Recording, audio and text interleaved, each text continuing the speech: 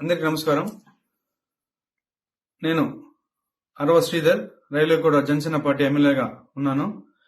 ఈరోజు మార్నింగ్ నుంచి ఏదైతే నా మీద తప్పుడు ప్రచారం, అదేవిధంగా తప్పుడు ఫేక్ డీప్ వీడియోలు ప్రచారం చేస్తున్నారో దానికి నేను సూటిగా వాళ్ళనే క్వశ్చన్ అడుగుతున్నాను.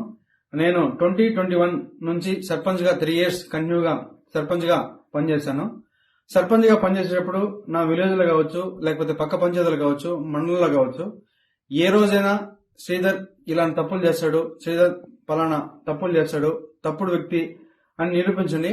అదేవిధంగా ఈరోజు మా జనసేన పార్టీ అధ్యక్షులు శ్రీ గౌరవ ఉప ముఖ్యమంత్రి కళ్యాణ్ సార్ దగ్గర ఆయన అడుగుజాల్లో నడుస్తూ ఆయన పనితీరుపై దృష్టి పెట్టి ఆయన ఎట్లయితే ప్రజలకు సేవ చేస్తున్నాడో అంతటికన్నా కొంచెం ఆయన దాంట్లో 1% ప్రజలకు సేవ చేస్తూ నా రైల్వేకోట నియోజకవర్గంలో నేను పని చేస్తుంటే నాపైనే ఈ విధంగా దుష్ప్రచారం స్టార్ట్ చేయడం జరిగింది. ఏదైతే నేను ఈ videos fake deep videos morning నుంచి ఫేక్ అని చెప్తున్నారో దానికి నేను సూటిగా మరొకసారి వాళ్ళని అడుగుతున్నాను.